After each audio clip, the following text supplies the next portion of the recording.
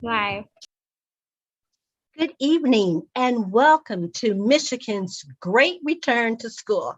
This is a statewide town hall for you, parents of Michigan. So it doesn't matter if you are joining us from the UP, the west side of the state, somewhere on the mitten, somewhere at the top.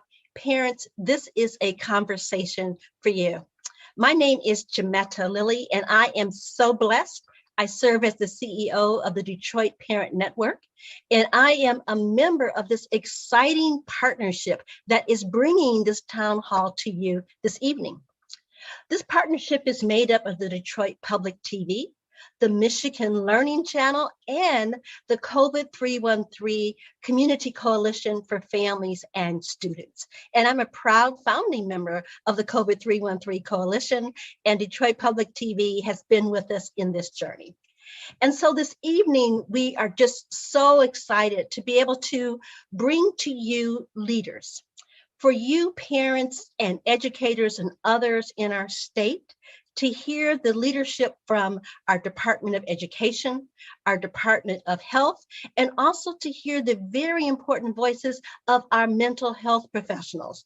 Because the reality is, as we all know, we are in an extraordinary time in our country. But before I get into the program, I want to make sure that all of you are getting a little bit comfortable. I want to ask you a few questions as you're getting comfortable, maybe joining us by Facebook. There's so many ways that you can join us. Many of us are streaming right now. So tell us on Facebook, or if you happen to be in the Zoom, where are you joining us from? What part of the state are you joining us from? And what's your school district? It'd be nice to know what that representation is. Are there any particular topics that you are hoping to hear? Because our segments are education, health, and mental health. And laced all throughout that, we're going to be talking about resources. So we're real excited about that.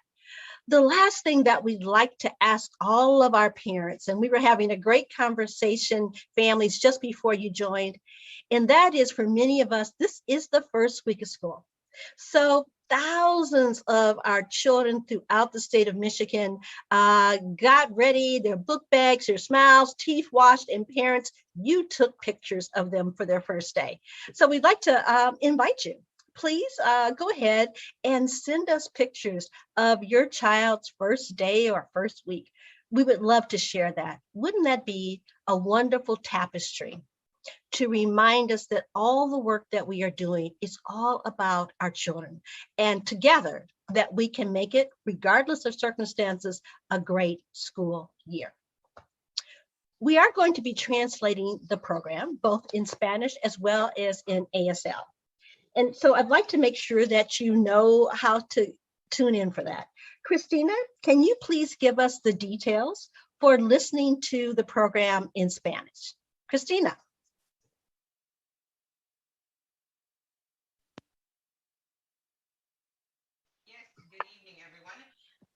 Buenas noches. Si ustedes quieren escuchar el programa en español de traducción, está el link donde está abajo la información, está abajo el link, o si no pueden ir al Facebook, a la página de Facebook de UNI, de UNI, de Urban Neighborhood Initiatives, y ahí pueden seguir la reunión y yo les seguiré traduciendo en vivo.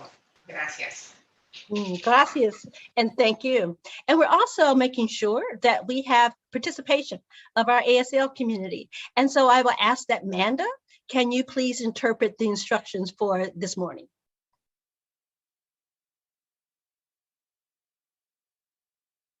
Thank you. We're going to proceed now for the program, but I want to again invite you.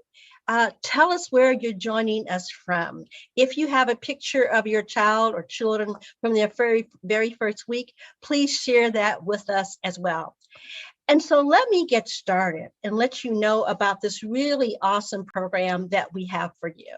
So as I mentioned, this is the brainchild of a collaboration of partners, the Detroit Public TV, the Michigan Learning Channel, and the ongoing work that the COVID313 Community Coalition has been doing now for almost 70 plus programs. And we've learned something. We know that our parents need to have information that'll help them keep their children safe so that we can learn and so that our communities and our state of Michigan can thrive. So we're going to have 3 different programs, and in each of those programs, we have moderators. And very consistent with the way that we're doing this program is to have diversity. So we have the diversity of different representation, both racially and ethnically. We have representation from urban and rural. We have representation from charter schools as well as public schools, because that's the nature of the work that we're doing. So one of our moderators that you'll see coming forward in the program will be Rajeshri Bhatia. Rajeshri is the Deputy Director for School Performance with Grand Valley State University. Also joining us is Milmitria Loper. She is an awesome parent leader, and she'll tell you more about her, but she is from the Detroit Parent Network.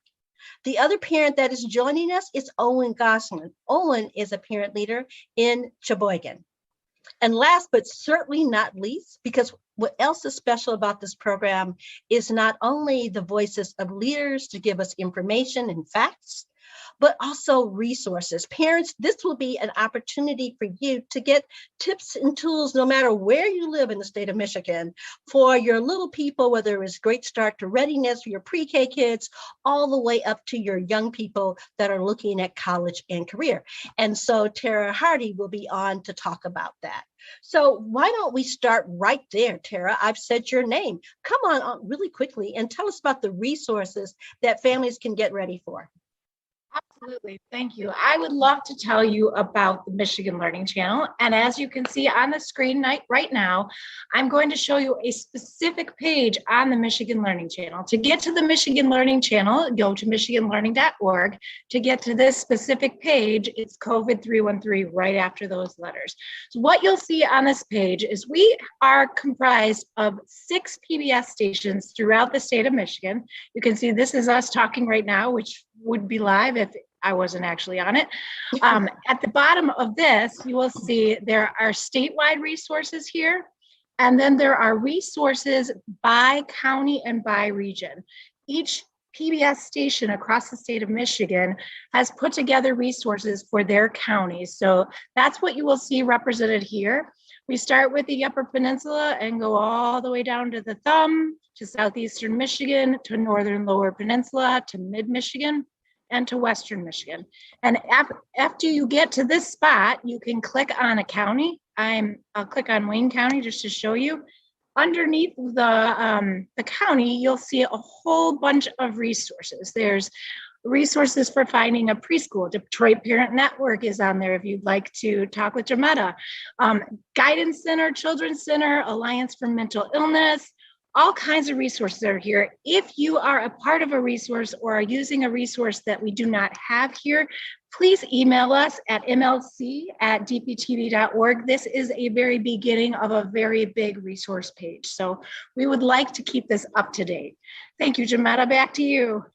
Tara, thank you. And again, resources, a place that you can go consistently as you think about how to keep your children educated and healthy and getting ready to thrive. Well, when we talk about education, we absolutely have to start from the top leader in our state, which is our superintendent of schools from the Michigan Department of Education. I am so pleased to welcome Michael Rice to the program. It's a delight. Welcome. And believe it or not, we're in a new school week. I believe you're on mute still.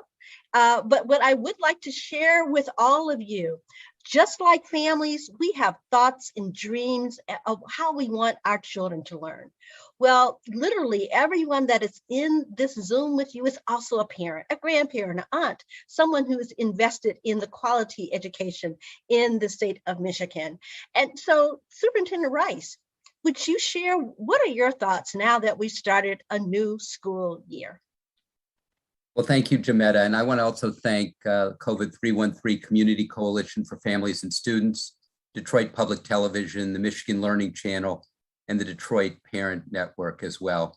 I am very optimistic about this school year. There's no question but that it's going to be a challenging year, but it's going to be so much better than last year. Unlike last school year, we have vaccines. Unlike last school year, we have a good percentage of our population vaccinated. We need to continue to increase that percentage of vaccinated people, and we need people to wear masks. But the reality is we're in a much better place than we were last year from a public health perspective, and by extension from a public education perspective as well. We can't let our guard down. We have to be vigilant. We have to be focused on our mitigation strategies. We have to implement those layered mitigation strategies. But the reality is that to do that, we're going to have more kids in school for greater periods of time during the school year. There's going to be a lot more learning that takes place. I'm also really excited about the greater resources that we have to support our state's top 10 strategic education plan, a plan approved by the State Board of Education 13 months ago. Most specifically, we have more resources at this time to expand the Great Start Readiness Program, our 4-year-old preschool program, Yes. award-winning, our first goal of the state's top 10 strategic education plan. We have more resources to improve literacy, the second goal of the state's top 10 strategic education plan. We have more money to improve the health, safety, and wellness of our children, including $240 million that was appropriated by the state legislature, signed into law by the governor, in order to increase the number of counselors, nurses, social workers, and school psychologists in our state, as well as to improve children's mental health, to improve social and emotional learning in the state. And finally, we have more resources to begin to address our teacher shortage by increasing teacher compensation, particularly for our early career teachers. So I know that it is not going to be a perfect year, but in so many ways, I believe it's going to be a better year than next year. I also know that the resources are not yet fully adequate, and I know that they aren't fully equitable, but I also know that these are the greatest resources we've had to support public education in this state in my career, and that goes back more than a third of a century. We need to continue to work on school funding, both adequacy and equity, until we provide the requisite resources for our children's education. But again, for the moment, the increase in resources, although largely non-recurring, is enormously welcome and useful. So just one other note on the interplay of public health and public education, if I could. The Please. better we do on the public health side, the better we're going to do on the public education side. And we control our destiny on the public health side. If you haven't been vaccinated, please consider doing so. It's really, really important, not simply to you, but your family members and all those who interact with you and your family members. Students must wear masks on school buses. But in addition to that, there are mask mandates in certain counties where there aren't mask mandates. We strongly recommend that you wear masks. It's an important part of that layered mitigation strategy that Dr. Khaldun will speak about later in this town hall.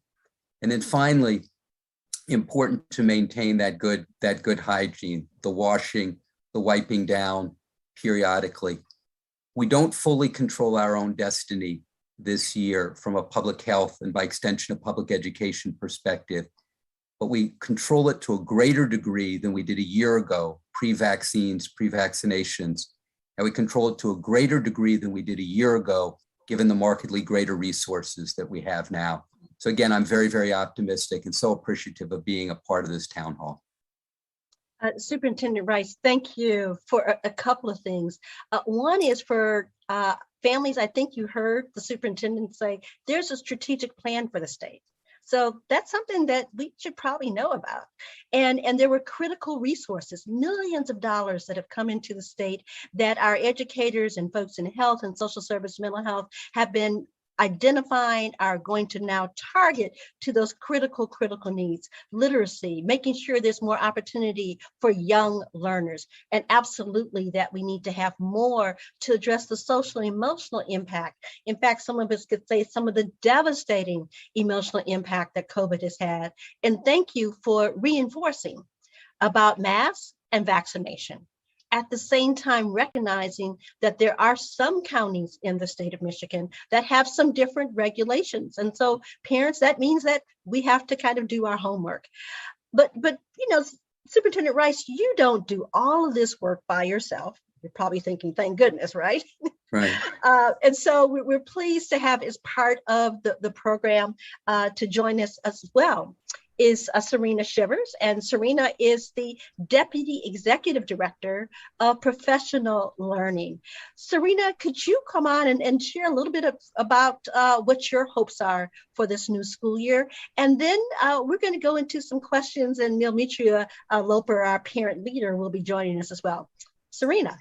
Thank you so much for having me, Joneigh. I really appreciate everyone really making this town hall possible. Thank you to all the partners that came together to make this event available for our parents and our communities. And also a big thank you to Dr. Rice. I think he did an outstanding job laying out not just what the hope fors are, but what the challenges are and how we all need to work together to ensure that this year is a phenomenal year for all of our students and their families. My vision really is one of thankfulness. One of the superintendents that came on tonight said it's great to be back. And I share that sentiment. And I know that not just teachers and leaders and parents are grateful to be back, but our students are so grateful to be back in school. My vision for this school year is, just as Dr. Rice mentioned, that we all continue to work coherently and collaboratively together to really minimize the issues of safety and security and concern, and really maximize these opportunities to bring students back together in an environment that they're familiar with teachers and principals and other school personnel that love and care about them, and those that have been working really hard over the summer and even over this past year to ensure that as students enter back into school, we meet them where they are. We are able to address any learning concerns that have occurred or maybe grown over the past school year, and really look for ways to, in literacy, in math, science, social studies, all of those key areas of learning, push students forward. And the last thing that I would say that is part of my vision is that we continue to educate students on self-awareness and self-management. Dr. Rice talked about the social and emotional efforts at the state level and all across the districts in the state of Michigan. But we need to work with our students to really be able to understand self-care and to be able to advocate for their own needs as we enter into this school year. They all have been impacted and affected by the pandemic in such vastly different ways. So continuing to educate our young people on how to express their needs and how to communicate with the adults that are a part of their circle is really important as we enter into this school year. Thank you. And again, speaking to the lessons learned that this pandemic has brought upon us is that ability to listen to children and let their voices be heard and equip them in ways that they can speak to exactly what you said, that self-management, and to build their resiliency. We're going to go into the questions now, but if you could just take a moment, either one of you, could you help families to better understand a little bit about how decisions are made? So there's the Michigan Department of Education. We talked about there's intermediate school districts. What's the flow of information that parents should be looking to when they're wanting to understand what are the guidelines, what are the mandates, whether it's educational or health for my child in my school? So that's a big question. But let me start with there are 830 LEAs, local education agencies in the state. They are responsible for the local education of our young people. And education in the state is primarily local, where the rubber hits the road, where teachers and children interact, where young people learn, where teachers teach. That said, there is federal law and federal policy. There's state law and state policy. Federal law and federal policy flow from Congress and the U.S. Department of Education. State law flows through the state legislature with substantial influence from the governor. State policy flows from the legislature, the governor, and the State Department of Education, State Superintendent of Public Instruction, and State Board of Education. So all of those are shapers of policy. Your authority structures are Congress, the state legislature, and then it's the local education agencies, the local school districts that are responsible for educating our young people. That's a mouthful, but that's what it is. That's what it is. And thank you for so succinctly outlining that. So families, as you're listening, we're hoping that as you encounter questions or concerns that may be at your school, that you have a better understanding that the layers of decision making, which means then that our voices are important, aren't they? Not only as we present them at the school, but where we also present them with different stakeholders and at the ballot box. And speaking of parents and being leaderful, so pleased to have Neometria Loper join us. But rather, I could tell you 100 wonderful things about her, but rather than me saying that, Neometria, quickly, could you just tell us a little bit about yourself, and then let's go into your question. First of all, good evening, everybody. My name is Neometria Loper. I am a mom of 4 girls here in the city of Detroit. I am a family health advocate with the Detroit Parent Network.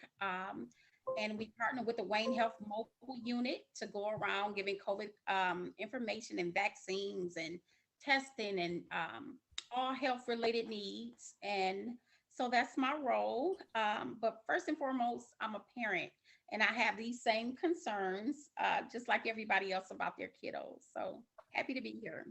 Great. My question is to Superintendent Rice. Good evening. Good evening.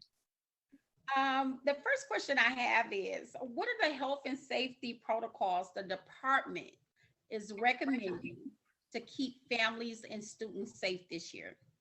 Sure. So first of all, Michigan Department of Health and Human Services is responsible for public health in the state, not MDE, not the Michigan Department of Education, but Health and Human Services. That said, we are fully supportive of the guidance coming from the Michigan Department of Health and Human Services. We don't provide that guidance, but we support the guidance. We are supportive of the guidance. We are supportive of the implementation of it. If you haven't been vaccinated, you should be vaccinated. If you are in a district where there is a choice to wear a mask, your children should choose to wear masks unless they are medically contraindicated. You need to work as much as possible to implement the full range of mitigation strategies, both as families and by extension within classrooms and schools within your school districts. And I know that that's challenging in particular districts. I know that everybody doesn't have the same feeling about vaccinations and masks and even some of the other mitigation strategies. But I can tell you that the more you layer those strategies on, the safer that children and staff and family members will be, the more children will be able to stay in school, the more they will be able to learn, the better off that they will be. I get the fact that everybody doesn't love masks. I receive that, truly. But I also understand that if we are interested in being maximally safe and getting the maximum impact out of schools for our young ones, that we're going to push through that and work on wearing those masks until we've broken this virus, until we've gotten to a point where so many people have been vaccinated that really COVID is not a tremendously dire circumstance the way it is now. And so are there any different recommendations to keep the staff and faculty safe? Do they have to follow different protocols, or is it the same across the board? No, ma'am, it's the exact same across the board. I would say that the older you are and the extent to which you have particular challenges in your medical history, heart, lungs, diabetes, and to the extent that any of those are you as a staff member, you have to be particularly careful.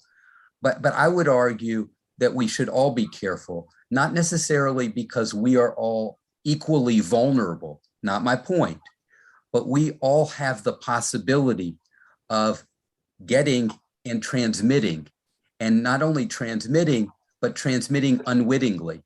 And nobody really wants to be that person who unwittingly transmits the virus to a vulnerable person, to an elder or to someone who is medically vulnerable. We don't want to do that. We don't want to be that person. And in order not to be that person or to reduce the likelihood that we are that person, we have to implement, again, the full range of mitigation strategies, from vaccinations and masks through to regular hand washing and frequent disinfecting as well, and social distancing also. You know, it's one thing, you know, it's not the same social distancing standard precisely that it was a year ago, but there is nonetheless a social distancing standard, particularly if you've not been vaccinated. So thank you. And you picked up, I'd like to pick up on that question, Neilmitria, and also what you said a little bit earlier when we talked about our educators. We have to remember that we're talking about our children, but the folks who are there every day who have also been so impacted by COVID are teachers. And we know that we're seeing shortages.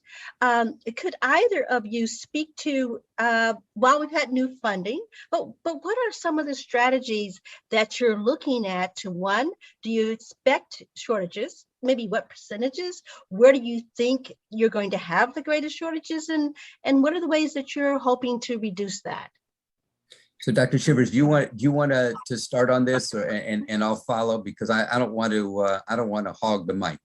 Well, I'll start, and I think that you will add to, definitely some things that are happening at the department. But first and foremost, Joneigh, this is still a challenging year, and we know that. And prior to the pandemic, we experienced a teacher shortage in the state of Michigan. And in addition to that, it is exacerbated, by COVID-19. The state, the department, at the local level, at the ISD level, we've all been looking at innovative and alternative ways to enter people into the profession, to accelerate that entrance into the profession. I think often about a lot of initiatives that are happening at the state level with alternative pathways to get an advanced degree, whether that's an associate degree or a 4-year degree. And we need to capitalize on those programs because there are so many people that would love to enter the profession if they are given a pathway in. We have so many support staff, assistants, parapros that have been doing a phenomenal job educating our children for years. And we need to tap into those people and say, hey, come here. Right. Would you be interested in the profession? And then finally, prior to me leaving the superintendency, we had an early college that was developed in my school district, and we were in the process of growing our own.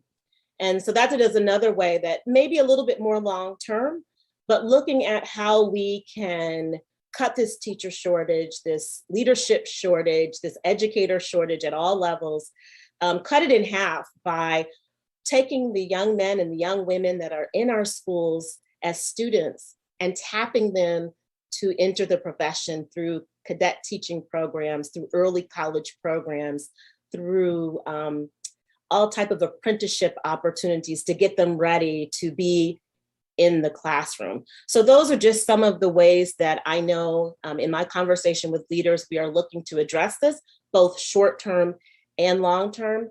But I'll let Dr. Rice talk about what is happening at the department level, but I know the department level has been shoulder to shoulder, knee to knee with us in looking at all of the innovative ways that we can get more qualified, because we're not just looking for bodies, we're looking for qualified, we're looking for outstanding people who have the passion and the talent to be in front of our children. Okay, thank you. So the next time I'm not going to let Dr. Shivers go first, because that was a great answer. But let me do a few amens associated with that, if I could. 2 years ago, when I began in the position, I met with a lot of people, including state legislators, who told me that there was no teacher shortage in the state. Well, we as educators know full well there's a teacher shortage, and you as parents know that there's a teacher shortage as well. Over a period of time, we raised consciousness around that issue. Now, the raising of consciousness doesn't address the issue, but it's the first step in beginning to address the issue. You don't address an issue that you perceive to be a non-issue. And so that raising of consciousness is the first step in actually dealing with the teacher shortage. So that's one. Two, to the issue of grow your own. The department is extraordinarily supportive of grow your own, support staff to teachers, and grow your own students to teachers, to Dr. Shiver's points. With respect to grow your own support staff to teachers, I did this in my former district. I did this in my former district, where we had, for example, a bus driver in my former district, Tony Spencer, who after a number of years said, you know, I have great relationships with children. I want to be a teacher. And with some help in terms of time, some coursework help, he ended up becoming an elementary school teacher. He's a terrific elementary school teacher today. We had a custodian, second shift custodian in the administration building in Clifton, New Jersey. Same thing. He became an elementary school teacher with some support. When you work on support staff becoming teachers and children becoming teachers, you are pulling from more diverse pools. And so you are not only working on the increase in quantity of teachers, but you are also working on the increase in diversity of our teachers, because our young people across the state are 4 times as likely to be diverse, to be of color, than are our teachers. That's unacceptable, and we need to address that. So we need to not only address quantity, but we also need to address diversity. And then 2 other things. We've we've given permission to 2 Southeast Michigan entities to do alternative route teacher certification, DPSCD number 1, and New Paradigm for Education number 2. Those were approved in the last 8 months. That's a big deal, because those are going to open, that will open 2 new pipelines. And then finally, just one other reflection. We really do have to pay people more in the profession. Time and time again, the studies say the same thing. The money is a barrier to interest in the profession. It's a barrier to going into the profession. It's a barrier to staying in the profession. We have to pay people better if we're going to expect more people to work with us in the profession. So those are just a few thoughts. And then finally, we sent out a Welcome Back Proud Michigan Educator program announcement to 36,000 formerly certificated educators, saying, in the words of that famous Motown song, or in the paraphrase anyway, we want you back. Yeah. Okay. And we were going to help you. We are going to help you with recertification, with some recertification flexibility or regulatory relief. If you have an interest in coming back, a district has an interest in hiring you, we will waive all or part of the 150 professional development hours that you would normally need to get your recertification. We want you back. We want you interacting with our young people. We appreciate the professional development that you had on the front end of your career. We want you back on the back end. This is really marvelous, and you are both really laying out these opportunities, particularly around the growing our own, and you're speaking to the issue, the critical issue of diversity, and creating a system that creates a pipeline. And for many of us, we grew up in communities that said teachers were important people, and we were little, we played as if we were teachers. So let's think about that, families. We're part of the pipeline for the future of our educators by us lifting up teaching as being a wonderful vocation. We're going to get ready to switch to some questions. I know Rajeshree's come on screen. That means we probably have 1,000. But Dr. Rice, can you just answer one really quick one, because this has been out there quite a bit. Could you speak very quickly to the whole issue of SEL? And I'm purposely just saying the acronym. Sure. And talk to us really briefly about that. And then Rajeshri will follow up with our questions. Sure. So SEL is social and emotional learning. I'm proud to be a national co-chair of the American Association of School Administrators SEL network. And basically SEL is 5 competencies. It's self-awareness, awareness of others, self-management, relationship to others, and decision-making. And then there are a number of sub-competencies underneath it. We think of SEL in educator language as tier 1, children's mental health. That is to say, it's good for all of our young people. It's a set of skills or competencies that all of our young people can benefit from. And we believe strongly that every district in the state needs to be involved in this space. I'm reminded, Joneigh, of some people who periodically tell me that this is newfangled, or this is something that's, it's untried. And I just had a former college professor, Professor Roger Weisberg, who passed away. And I reflected upon his life. 40 years ago, I interned with him in the New Haven Public Schools and went into the New Haven Public Schools to do a forerunner of SEL that was 4 decades ago. I mean, reflect upon that a little bit. This is not newfangled. It's not even new. It's enormously important. It's integral to our young people's sense of self-efficacy, their sense of capacity, their sense of confidence, their sense of belonging, their sense of voice. All of that is huge. All of that is strengthened by SEL. Yeah, absolutely. Thank you so much. And as a former mental health prevention director 100 years ago, I implemented SEL. So we know how important it is. We got to connect the dots between our head, our hearts, and our emotions. Rajeshri, what kind of questions do we have? How many thousands? Lots of thousands. So wanted to thank both of you for being here today. And we definitely have a lot of questions. The majority of the questions that we have, though, are honestly about mask mandates. And the questions are, most of them are asking why we haven't mandated them. And people saying, well, if they're really needed, then someone would be mandating them, so they must not be needed. Parents expressing concern that there's no consistency and saying that strongly recommended is not working. And others saying, well, this is just kind of bureaucracies passing the buck. We heard your answers, to kind of how things happen, but the question that has come up is what stops the department from issuing a mask mandate? Sure. Well, first of all, again, to draw a distinction, I run the Michigan Department of Education, not the Michigan Department of Health and Human Services. I will defer to our chief medical executive in the state, who's going to be on the next portion of this program, Dr. Joneigh Khaldun. And she is the number 2 person in the Michigan Department of Health and Human Services. She is the best person to answer that question. What I can tell you is I believe that we should all be masking up when we're in space with one another. Okay, thank you. So the other questions that have come up are, there's questions about what exact guidelines are schools expected to follow now to keep students safe, and who's responsible for ensuring that students are doing things like distancing and, and enforcing those rules and the guidelines that schools are expected to follow.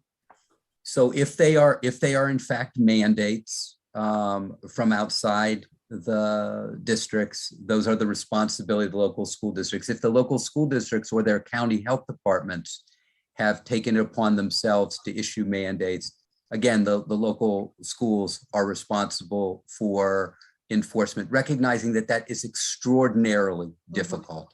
Yeah. Districts are understaffed as it is. To expect them to perfectly handle fully mitigation strategies across the state, across their schools, I think is really it's quite a challenge. It's not that it shouldn't be done. It's just a function of the resources. So what I would encourage parents to do is to have those conversations with other parents and really work those relationships and say, look, we understand that you don't love masks, but the reality is that they keep all of us safe, not just you, the mask wearer, but the people who are in space with you if you are not wearing a mask. There needs to be more of that. It can't simply be the local schools or the local school districts which are responsible for the enforcement thereof. It really has to be parents and other community members leaning in and creating this group consciousness, this rising group awareness of the importance of public health mitigation strategies, keeping us in school to educate our young people to the best extent possible. Yeah. And if I just may add and jump into that, I want to echo the last part of that. I really think that we need parents to reinforce with their children to keep social distance, to wear their mask and make sure their mask is on at all time. I had a conversation with a group of other parents about my own children, and we were talking about, as parents from a very early age, we teach our children to share. right? Yeah. Sharing is such an important social skill to learn, but sharing may not mean the same thing during Mhm. a pandemic. And it was just something that I hadn't thought of from a parent perspective or even from an educator's perspective, that some things we may have to explain differently to small children about why sharing your crayons or your pencils or your scissors or your glue, right?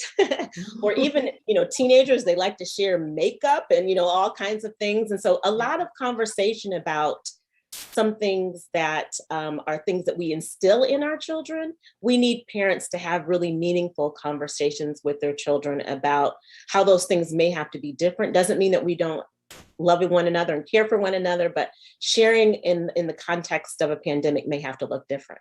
So we really need parents to be a part of that solution on enforcement and ensuring that children are following the guidelines that have been put in place in their local district. Thank you. I think some of the questions and people have sort of, for some of these, have stated where they're from.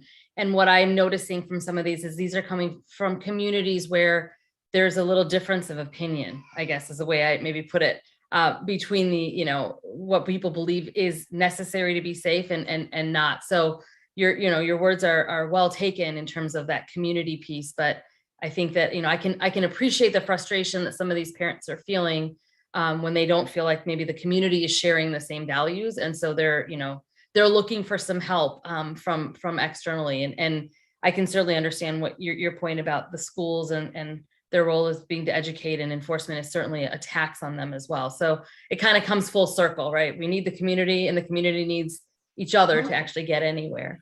We're going to need to move to the next segment in a moment, but there was a question about the ESSER funding, the COVID funding, and the fact that there was monumental money put into schools and given to schools.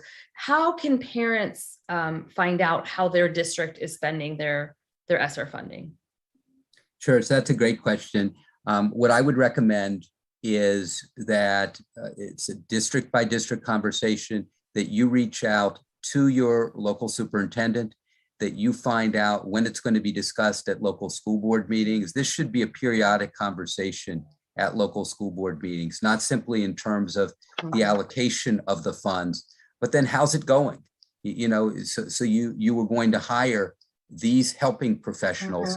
Were you able to find those helping professionals? Were you able to onboard them? To what extent have they had an impact on young people?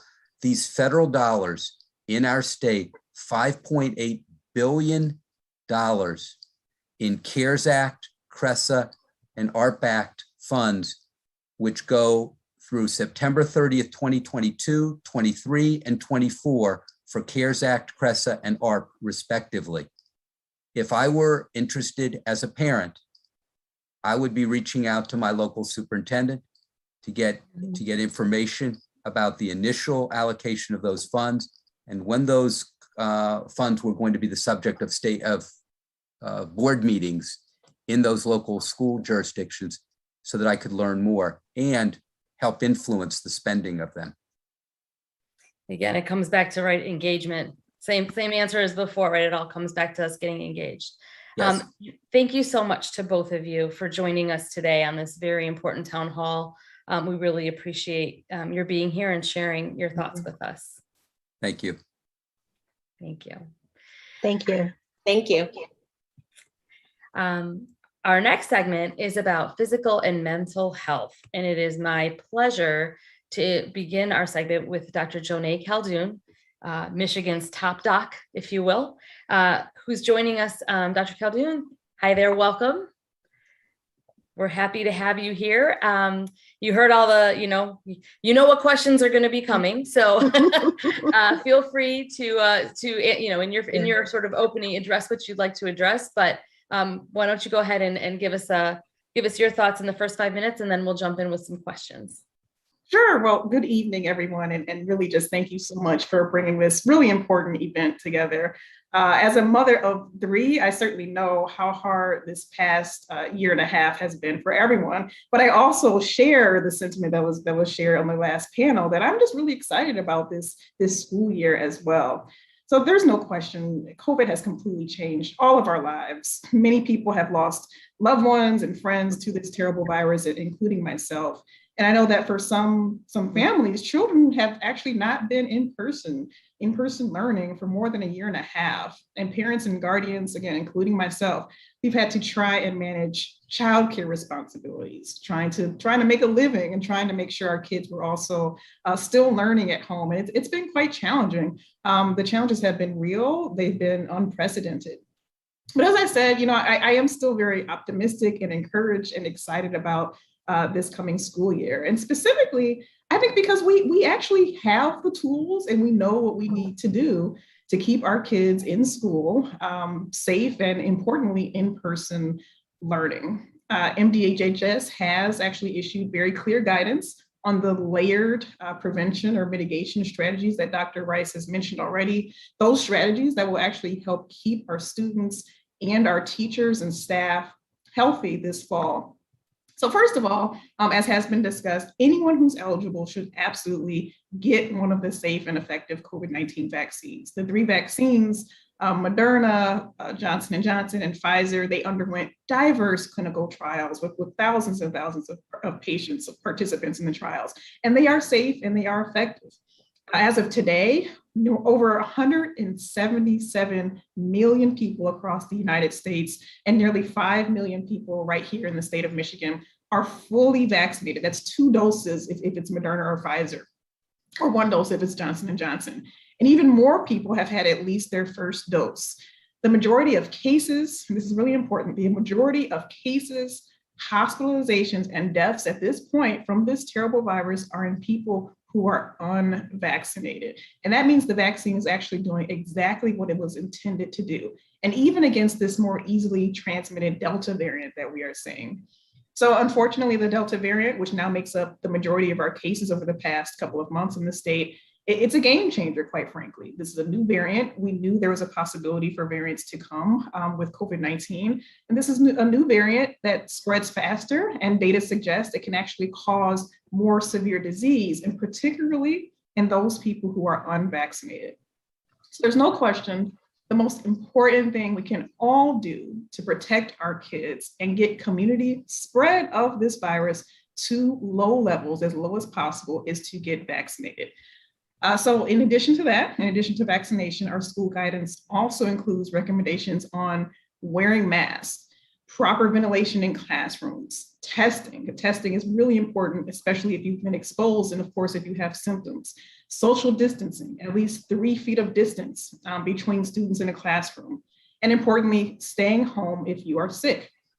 We also just released recommendations making it easier actually for students to stay in school, in-person learning, and not have to quarantine at home if all students in the classroom, both the person who has COVID-19 and the person who may have been exposed, if they both have on masks. So masks are really important. Now, I know this continues, it certainly continues to be a tough time for everyone, especially parents. And again, I'm in that group as you try to navigate information and make the right decisions for your kids and your entire family. But the most important thing you can really do is make sure everyone who's old enough and eligible gets a vaccine, especially while we're seeing cases continue to increase throughout our communities. Masking and social distancing continues to be really, really important. This is how we're going to keep as many people as possible, and that's both kids and adults safe and healthy. It's how we're going to prevent deaths and hospitalizations and keep our schools, our child cares, and our workplaces safe and importantly open. So I'm pleased. We know what works to fight COVID-19, and it's really important that we all just come together and use all of the tools that we have available. So again, thank you for having me on tonight. I'm looking forward to answering questions. Great. Thank you so much for that introduction and for sharing that information and reminding everyone again about the vaccines, because you're absolutely right. That is the most important thing we can do. So, you heard the question that I asked earlier of the educators, and it's come up again. So, and I know that that's what's on everyone's mind. And so I'm just going to ask you the question, what stops us from issuing, what stops the state from issuing a mask mandate for schools, since we've talked about that being one of the primary ways to prevent the spread and keep kids safe? So, the department continues to watch data around cases and hospitalizations and deaths. And the director, Elizabeth Hertel, has made it clear that she will consider a school mask mandate depending on what we see with cases and hospitalizations across the state.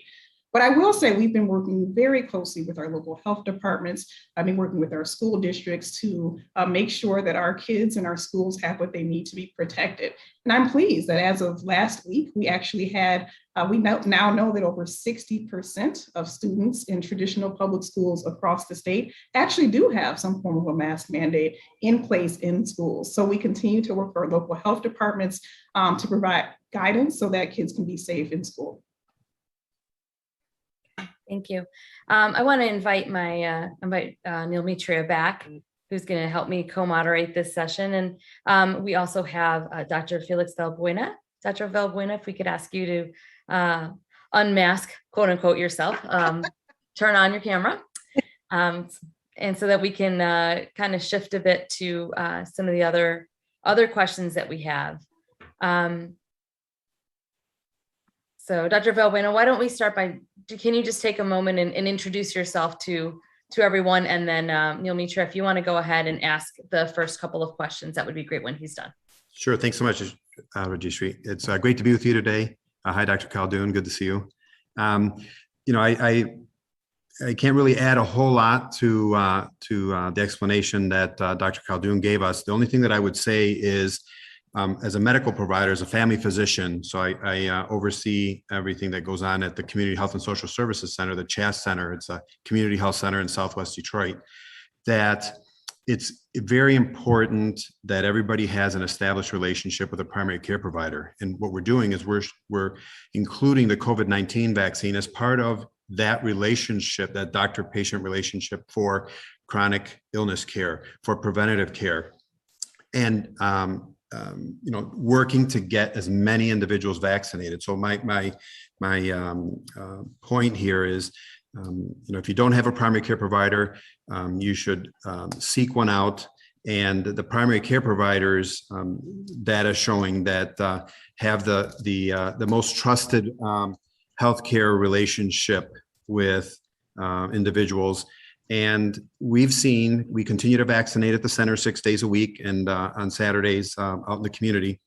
And the best way to get individuals vaccinated that aren't currently vaccinated, aside from showing all the statistics and talking about all the statistics, is actually sitting down with them and having that one-on-one conversation. It takes a little bit of extra time, but having that conversation about what is it that you still have concerns about with the vaccine, address those issues specifically one-on-one. And then once you get that individual to yes, have the vaccine on demand. And we do. Everybody that comes to the center for whatever you're coming for, dental care, pharmacy, behavioral health, medical, whatever it may be, exercise class, we're asking, have you been vaccinated? And if the answer is no, our goal is to get them vaccinated before they leave the center. And having that vaccine on demand, we say, we ask people to call and make an appointment, but you can walk in during business hours. Anybody can walk in and get a vaccine. We have the Moderna vaccine, we have the Pfizer vaccine, and that one-on-one conversation to really, really get to the heart of what is keeping individuals from getting their vaccine. And then once you get them to yes, having that vaccine readily available for those that are 12 years of age and older has really been a game changer and is really helping us get those individuals that are still on the fence, that aren't too sure about it, to dispel all of the mis and disinformation that's out in social media and really, really increase the number of individuals vaccinated, because that's what we need to continue to do before a variant creeps its ugly head. I think, Dr. Valbuena, you're talking about removing those obstacles and making it Yes, easy, right? exactly. And again, the one-on-one conversations, back to that relational capacity that we talked about in the education session. That's and correct. Thank you for reminding about that. Mitria, you want to go ahead and start with a couple of questions that you have, and then I've got a lot too, so we'll go from there. Of course. Again, good evening, and thank you for being here and answering these questions. I'm a parent, and this information is very important for me as well. So one of the first questions I have, what are you hearing as the biggest concern from the county health departments and their families, and how is the department addressing those concerns? I think I'll take that one. So yes, let me also say that I'm just so proud of our local county health departments. They've been working diligently, incredibly hard throughout this entire pandemic, and we should all be grateful really for all the great things that they have done. So, we are supporting our county health departments, of course, with guidance. They need support. We're providing guidance. We're working with them. We're often in work groups together, actually, when it comes to actually developing the guidance. And that's important to know. The public health expertise in the state is not only at MDHHS, there's a lot of local folks who have that expertise as well. So we continue to support them with guidance and also providing testing. We're actually providing tests free of charge to schools actually across the entire state as well to make sure they can support kids remaining in person learning as well. Thank you. And my second question. Oh, looks like she had a little internet glitch here. We'll give her a second. Well, the second question that she was going to ask you was, and this can be for either of you here, but maybe we'll start with Dr. Khaldun and then go to Dr. Valbuena. Oh, you're back, Nomitra. Go for it. I'm so sorry. I apologize for my Wi-Fi. And so the question I had is, what's new this fall? We know that this year doesn't look like last year, but how can we keep our kids healthy this year? Are there any different COVID protocols that are changing this school year? And how do parents get?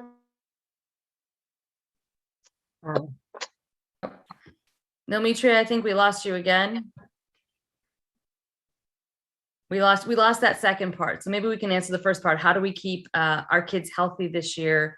And what are the different protocols that now that we know more, what has changed to make our kids even safer now?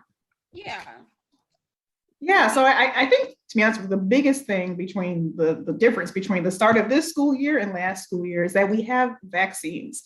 We have vaccines, the most important tool to ending this pandemic and keeping people safe, preventing the spread of COVID-19, preventing hospitalizations and deaths. That's a big deal, and that's the number one thing that we have in our guidance. But again, the masking, those layered prevention strategies, so masking, social distancing, washing hands is still very important. Ventilation is really important, keeping windows open or having class, even lunch outside if you can. All of those things are really, really important.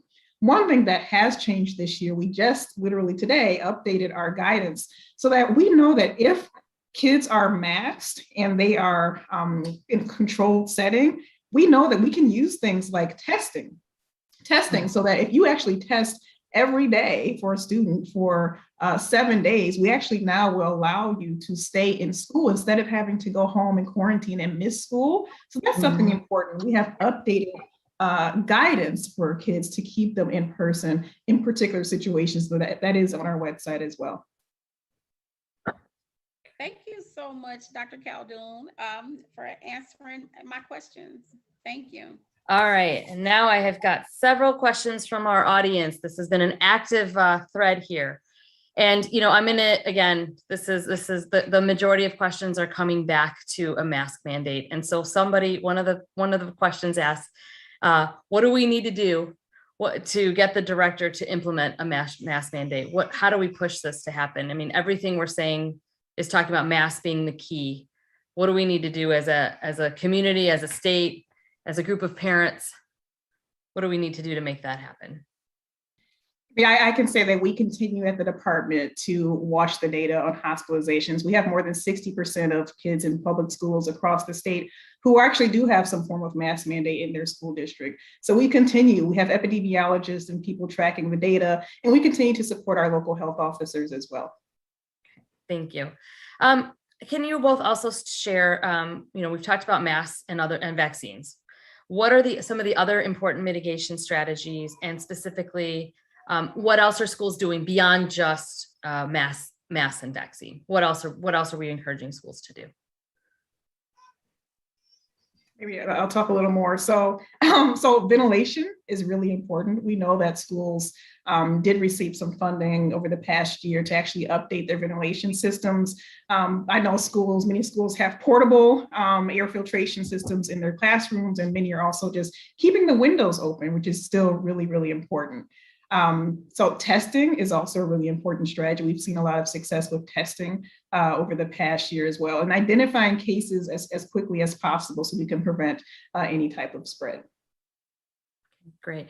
Dr. Khaldun, I know that you have a hard stop with us now, so we appreciate your being here and sharing your expertise. Dr. Valbuena, if we can have you for a minute more. I saved my Dr. Valbuena questions because I knew you had to leave. So thank you so much for being here and for, for answering our questions and for being such a strong advocate for us. Thank you. Thank you so much. Absolutely. Thank you. Be blessed. So Dr. Valbuena, tell us a little bit about who needs a booster shot? Yeah, so currently the booster shots are available for those that are immunosuppressed or if your immune system is decreased. And that usually is somebody who has cancer that's undergoing active treatment for that cancer, or somebody who has an autoimmune disease. So those are illnesses where your body attacks different parts of your own body and has medications that help bring your immune system down. So that illness is improved, or individuals who have a organ transplant of any type, because they do take medications to make their immune system just a little bit weaker, so it doesn't fight against that organ that was transplanted. But for individuals that are not in those categories of decreased immune systems, the guidance is still not out yet, and we're expecting it in the next few weeks.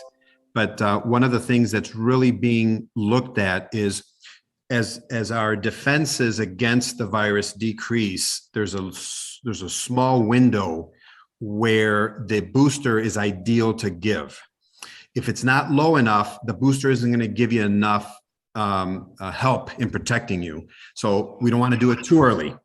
And you don't want to wait too long, because when your immune system is not reacting to the virus, then you're at a higher risk to get the virus. So I think that's part of the discussions that are still being had before that official booster recommendation comes out for just the general public. So more to come on that.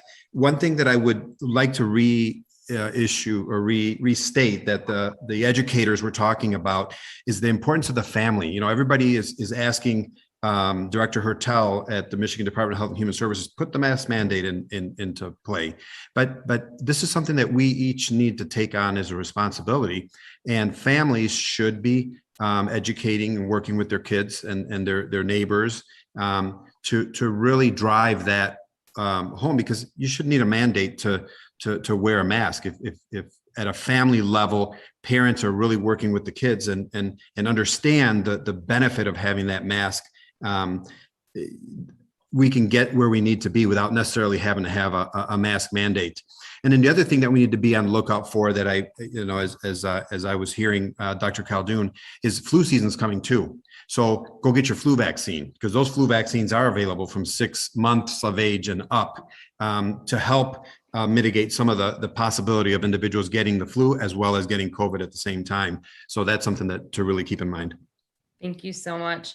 You know, and again, I think we talk about community, we talk about communication. You mentioned those one-on-one conversations based on sort of the audience's questions. It sounds like most of the concern is coming from communities, again, where there's not necessarily a shared value. So I think your point about conversations and continuing to remove obstacles and dispel myths is a really important message for us. Very much appreciate your being here today, and we'll look forward to seeing you again. And I'm going to now transition back to my amazing co-host, Joneigh, who's going to lead the mental health section of today's town hall. Joneigh, it's all you. Yes, thank you. And I think the other thing that we've kind of learned, I keep talking about these lessons that COVID has taught us, there really is no separation between our head and our body. So, we've always talked about health and mental health as if they're entirely juxtaposed to each other. Well, the reality is that we are human beings, and our hearts and our feelings are all connected to what's going on with us physically as well. But instead of that, we still know that in spite of COVID, we have to focus in on our social and our emotional health and wellness.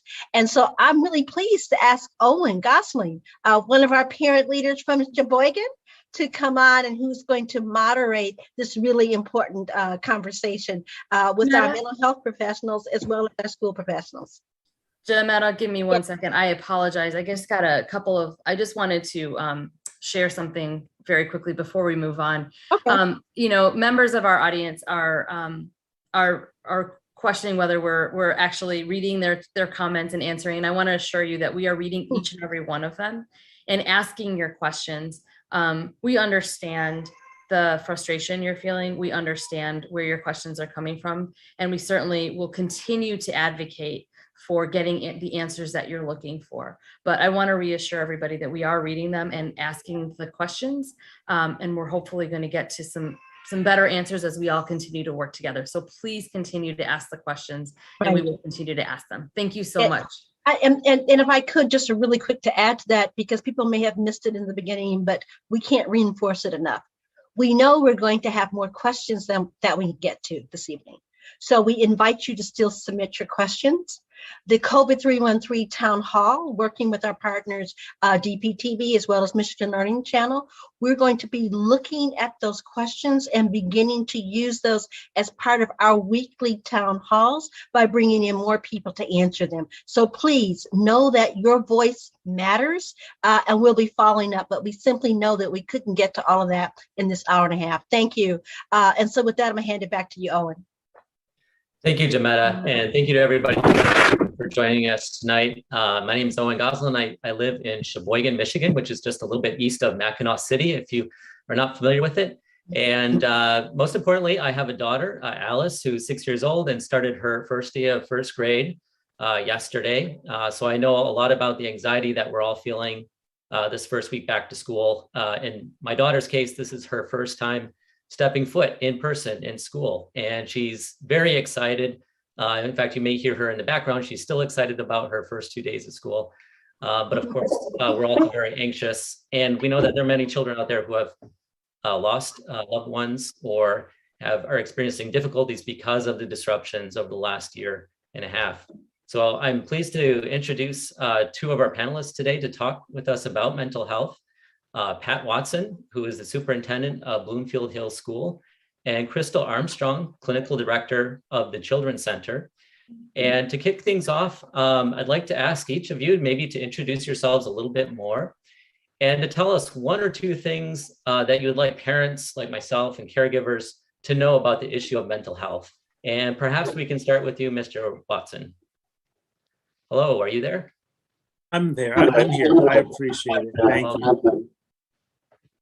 I think one of the most important things that it seems like a lot of feedback. Owen, can you mute? Oh, there. That's a lot better. Thank you. A couple things I want to mention. I think first, from an instructional perspective, is that we need to realize that every student walking into the building has a struggle we probably don't know about, right? And they're bringing a lot of different things in their proverbial backpack when they come to school besides their school supplies. And it's really important that we meet our students where they're at. Schools always provided that structure, not only for our students, but for us as parents, right? I'm a father of three. We've done school. We know what to expect. We know what it's going to be like. And COVID has really, really shifted that. And it's made it very difficult because not only as a parent do we not know what to expect, but our students don't know what to expect. We're in school, we're not in school, we're a hybrid, there are so many different models used over the past 18 months. So I think it's important to keep that in mind. I think it's also important for the parents to understand that there are a lot of resources in schools that are available for students. And it's best when you see something or you notice a change in your child to reach out, whether it's to the building principal or the school social worker, and let them know. It's never too early. Don't doubt yourself, because it's really going to take a complete team effort to make sure our children get everything they need so that they can be successful in school. I know for us in Bloomfield Hills, today was our first day back. Our students were excited. Our parents were excited. It felt good. It felt right. And we want to make sure we can educate our students for 180 days. And that's going to take all of us working together. And I know a lot of people, are upset about different things. But those things we're upset about, those anxieties, those frustrations, they trickle down to our students. And then our students feed off that as well. And then that's just another layer that they bring in when they come into the building. Thank you. Thank you for that, Mr. Watson. And let's turn it over to Ms. Armstrong. Same opportunity for you. If you could introduce yourself a little bit and tell us one or two things that you would like parents and caregivers to know about mental health as we head into this school year. Sure, absolutely. I'm Crystal Armstrong, Director of General Behavioral Health over at the Children's Center. I'm also adjunct faculty instructor at University of Detroit Mercy. I totally agree with Mr. Watson. One of the biggest barriers with some of the kiddos returning back to school is anxiety, right? So they haven't been in school for a year and a half now. So everything is kind of unsure for them, whether or not they're going to have friends and whether or not they're going to be able to acclimate to that routine. So one of the biggest things that we need to do, even myself as a parent, is do temperature checks. And I'm not talking about the actual temperature checks. What I mean is having conversations with the kiddo and saying, hey, how was school? How was it for you? Did you make any friends? Did you have any obstacles? Were there any barriers? Let's have some dialogue about it. One of the biggest myths is that if you talk about mental health to a kiddo, they kind of assume that responsibility that I have a mental health problem. That's not true at all. Definitely having that open dialogue helps. Modeling behaviors, appropriate behaviors helps too. So what I find to be very, very convenient is if a parent is struggling with their own anxiety issues, that they seek therapy as well. And then in turn, they have a conversation with the kiddo and say, hey, this is how I handle some of my issues. It's okay to talk about anxiety. Thank you for that. Maybe continue with you, Ms. Armstrong. What are some signs and behaviors to look for that might indicate mental health struggles in your child? And what can caregivers do to support their students if they start to see those signs? I would say acting out. If you have a kiddo that has had an increase of anger outbursts in the classroom, also outside of the classroom. Another warning sign would be, of course, social media posts, right? So you have some friends saying, hey, Johnny is making some comments on Facebook. This is concerning. So those are some what we call warning signs to look out for.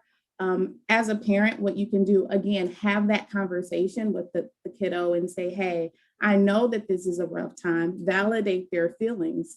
And then again, follow up with, what can we do about it, right? This is not normal. Let's figure out what we can do to make everything okay for you.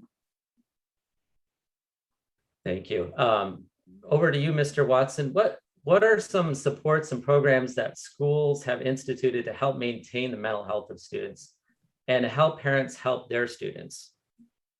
And so every school district's a little different. So I'll talk about Bloomfield Hills. We've done a couple different things. One before the beginning of last year, we had all of our staff trained in trauma-informed care, making sure they knew what to look for.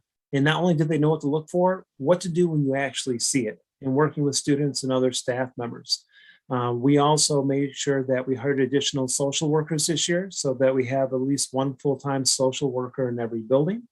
All of our elementary and middle schools this year will have a therapy dog in them. I'm excited for that. The kids are excited. We're excited to have these new employees coming on board, to say the least.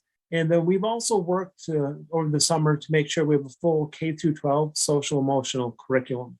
And we want it to be embedded. We don't want it to be a standalone thing where, hey, we're going to stop everything we're doing and we're going to do some social emotional learning. We've made it so it's just part of who we are, it's part of what we do. With this focus on the whole child and knowing that we're going to need to look at every aspect of how, and Dr. Rice talked about this, this tier 1 intervention of working with students within the classroom. At the end of the day, it's one of the most important things we can do by making sure our students not only have access to mental health, but we also have coping skills. I know with our health class, we We've had a program for a couple of years called Prepare You. And it really teaches our students some of those coping skills they need to be successful. And what is that going to do for them in the long run? They become better parents, they become better friends, they become better workers, they become better spouses, they become better citizens. I can't say the same for every other piece of curriculum we have. I also had the opportunity to meet with members of Dr. Rice's Michigan Department of Education that are working on kind of updates to the curriculum, or rather the standards for our health class, so that mental health is more of a focus.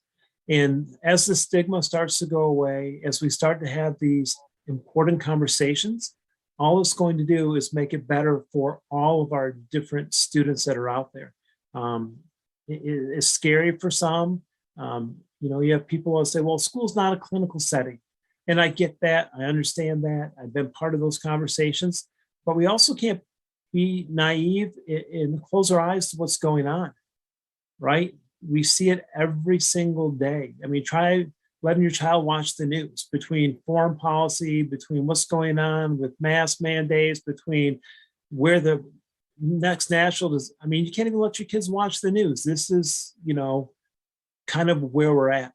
So schools do need to be kind of that buffer and meet the needs of all students. And that is going to also be part of that will be the mental health perspective and how we can meet our students. So again, each district's unique in what they're doing, but I can tell you on behalf of my colleagues, it is a focal point. It is a constant conversation, and it's a much needed conversation. Thank you. You brought up the issue of stigmatization around mental health. And so Ms. Armstrong, I wonder if you have any thoughts about what we can do as parents, as educators, to destigmatize mental illness and encourage students who are struggling to seek help. Yeah, definitely. But I would like to go back and kind of add to what Patrick was stating about other programs in certain districts for a quick second. So DPSCD, they have an excellent program called School Success Initiative. And so what that is we have trained mental health clinicians who are actually stationed inside some of these schools in order to provide mental health counseling, prevention groups, coping skill groups as well, and also an opportunity to do some parent training and teacher training. This definitely helps because it allows the teachers to do what they're supposed to do, which is what? Teach. And all of the other issues, behavior issues, the clinician kind of helps to deal with. So I just wanted to add that on. The School Success Initiative, from what I'm hearing, great program using evidence-based practices, stellar. But going back to trying to stump mental health and destigmatize, definitely, as I stated before, modeling the behavior that you would like to see. So what that would look like, again, having a parent say, hey, I am having these mental health issues. It's okay. We can talk about it. Let's discuss it instead of making it such a hush-hush taboo topic. Thank you. I'm curious, back over to Mr. Watson. As parents, what questions should we ask our schools about the mental health programs and resources they offer? So sometimes it's not always so obvious to parents where we should go or how we should pose our questions. What advice would you have for parents like me? I would say start with the building administrator, right? Because it could, again, it's going to be local what's being done, and it could also be by building. And then also make sure you're able to share as much information as you can about your child. Is there a fear about going to school? Are they nervous because they have to wear a mask? Is there somebody that has a mask exemption form in their class and they don't have a mask on? And those key conversations will then allow that building administrator to work with either a social worker, a counselor, or both, and build out what supports might be necessary. My other part of the advice is, once you notice something, to reach out right away. Don't wait and say, well, we'll see how it goes. We'll give it a couple more weeks. We want every student to have the best possible experience in school, right? And again, it's such a difficult time. Every adult that is in education is here to serve and help all the students. And we have our counselors that have so much training. So often, for a lot of people that think of counselors, oh, they make a schedule. That's one of the things they can do, but that's not what their expertise is. I mean, they didn't get their multiple degrees in schedule making, right? It's just a task they've been giving. They really don't want it, but we gave it to them. But they have so much to offer and so much to give. And they're excited to use all they've learned in working with students. And, we also see, talk to your child. Is there one adult in the building that they trust?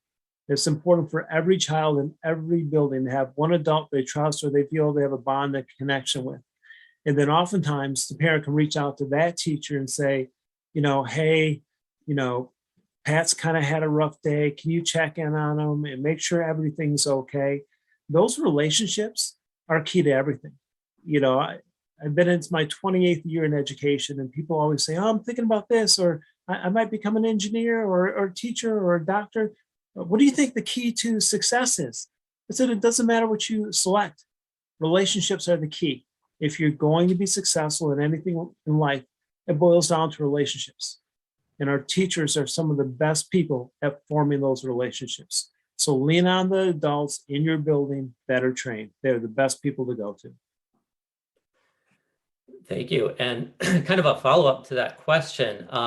If as a parent, I'm looking for my school to invest more in funding for school psychologists or nurses or counselors, as you say, what advice do you have for parents like me to advocate for more investment or funding in our districts for that kind of support staff? And Mr. Watson or Ms. Armstrong, whoever would like to take up that question, please feel free to speak up. I can at least answer part of it. I think it starts by talking to your district superintendent and asking, first and foremost, what are the supports we have in place? Okay. And the second question is, are there additional needs that either because of funding or whatever reason aren't met? And if the answer is yes, then that's your opportunity to say, I'd like to be a part of the solution. How can we make sure we get X, Y, or Z that you've identified as a need, that the professionals have identified as a need into our district to make sure we have everything we need so that we can educate the whole child. I know there's been some talk earlier about the ESSER funds and things like that. I think it's also important to keep in mind that the amount of money ranges between different school districts, and rightfully so. There's no argument about that. But for some, it's twice their budget, and for others like myself, it's about 5% of my budget. So the amount of funds that are actually available are limited depending on the school district you're involved in as well. Mm-hmm. Thank you. And Ms. Armstrong, do you have anything to add to that? I would also say in some circumstances, if you're in the process of advocating for additional resources to be inside the school, it is also okay to go outside of the school and be able to secure a mental health practitioner in the meantime until the supports are in place at that particular school. It's important to keep up the momentum. So if a student is actively verbalizing that they want to see a counselor or a therapist, it's really key to start those services as soon as possible.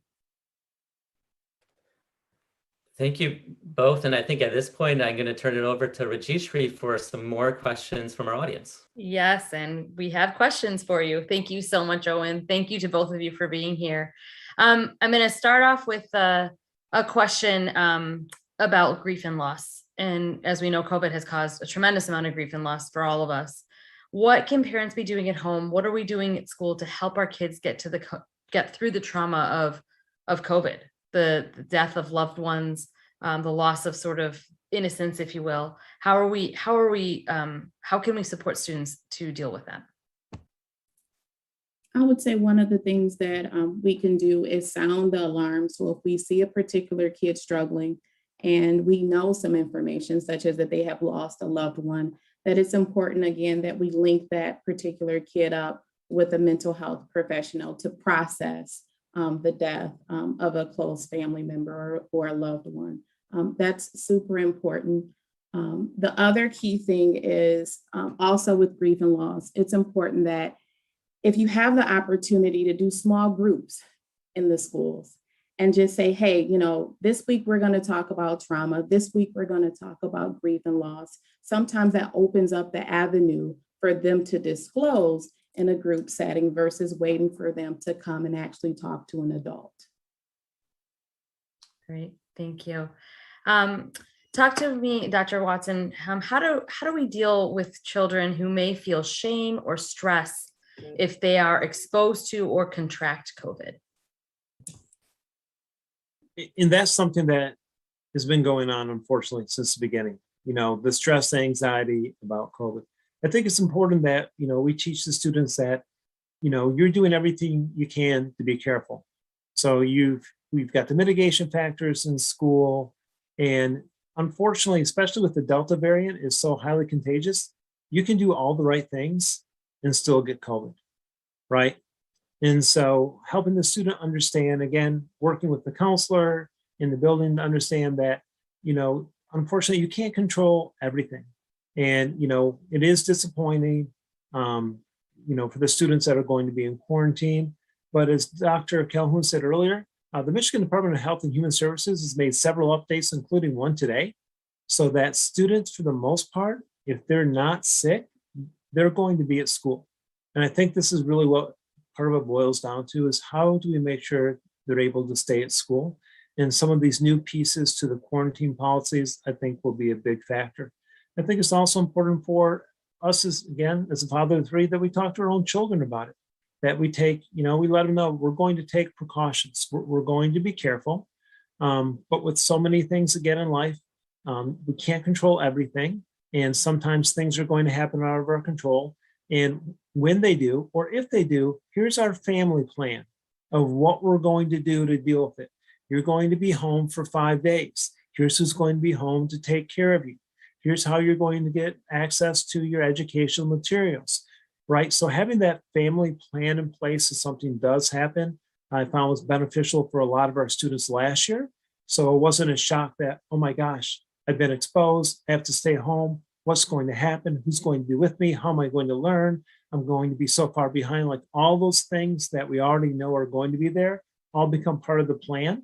And again, building administrators in buildings are great at working with parents on an individual basis for what those plans might look like. Thank you.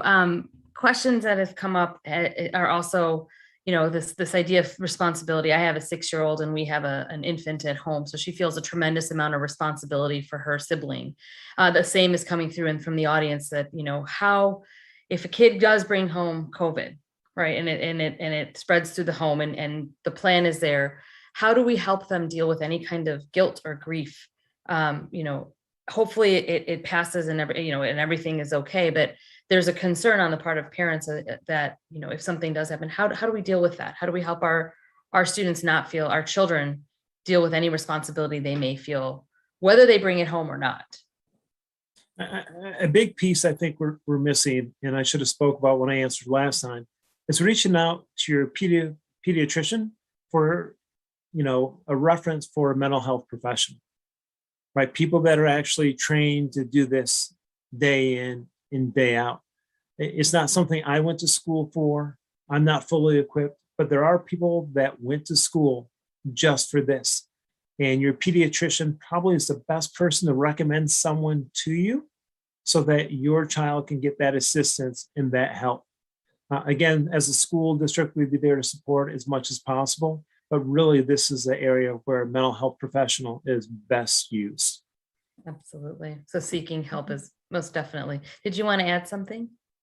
I did. Could you tell by my face? I saw it. She had something to say. Well, even if you can't link up with a pediatrician, you can also contact your insurance, right? So every commercial insurance on the back of the car, there's that 1-800 number for substance abuse and mental health providers. And then you can also contact your local county community mental health agency if you need a referral for individual or family counseling as well. Great. Thank you so much for both of you for being here. We really wish we had even more time because I think, you know, to talk with all of you. And I'm going to hand it back to Ms. Joneigh One thing that I'll just leave the audience with, and thank you again for all of your questions and for being engaged with us, is, we appreciate everything that you said. And one of our audience members said something kind of profound and said that, we're talking about having dialogue, but, seems like we need to tackle the max resistance as well as the vaccine resistance. And I think that that's a really important thing that we all need to think about, because we don't get through this unless we do it together as a community. So thank you, everyone. And Joneigh, I'm going to hand it off to you. Thank you. Yeah, thank you. And really, you've underscored that last statement is so much of where we're coming from, is that we recognize that working together, we're stronger, and we, in fact, can be more effective. And also one of the things, thank you so much, Patrick, talking about parents and educators and professionals, business people, all of us working together to build solutions. So speaking of solutions, I'm really hoping, families, that in this very short time, and we can't believe how fast this time has gone by, that you've not only heard information and gotten some tips on where you should go if you're better trying to understand local policies and guidance at your school, better understanding how your voice is so important at the state level, also at the school board level, with our legislators. This is absolutely critical in this time, so that we as the adults can make sure that we're creating the best school system that also serves the social, emotional, and health needs of our families, and make sure that Michigan's children are really thriving.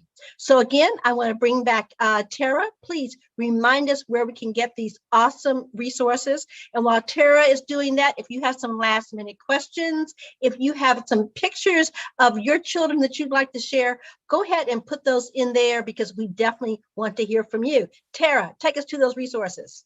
Thank you, Joneigh. Just for you watching at home, michiganlearning.org/COVID313 is the webpage that I'm showing you. There are also a ton of resources here for social emotional learning, for teachers, for parents. I want to encourage you to take a look around this website. But if you scroll down to the bottom here, again, you can watch what we did today here if you want to see something again. We've got statewide resources here, and please remember that this is a work in progress. We are still building this, so we will be adding resources as we go. Again, you can look for resources by your region. You can look for resources by your county, and when you click on the county, it will show you some of the resources that we have collected for you. So Michigan Midland County Health Department, Children's Center. We have tried to collect all of these resources from the call today and from what we know in communities to be able to give you a spot to look for that kind of stuff too. So keep in mind michiganlearning.org, and for resources, COVID313. Thank you, Joneigh. Thank you. Thank you. So we all have faith that our babies can thrive. We all have faith that working together, that this can in fact be an awesome school year. In spite of COVID, in spite of challenges, working together, we can stay strong, love on our children, stay healthy, and take us to where we need to go. So this program that you've seen wasn't just a few of us working on this. I would love it if all of you that were part of our effort today, all of our speakers, all of our back office folks who were checking on this, making phone calls, sending emails, some of us 3 or 4 o'clock in the morning, if you would please come on screen. Families, we want you to know all the time that there are people working tirelessly to make sure that you have equitable and accessible resources so that our children can thrive. And when our children thrive, we can help change the world, can we not? Thank you. Thank you, Katsy. And I did mention you earlier, it's one of our ASL. Thanks to everyone. Have a wonderful return to school. Take care. Be blessed. Be strong. Thank you.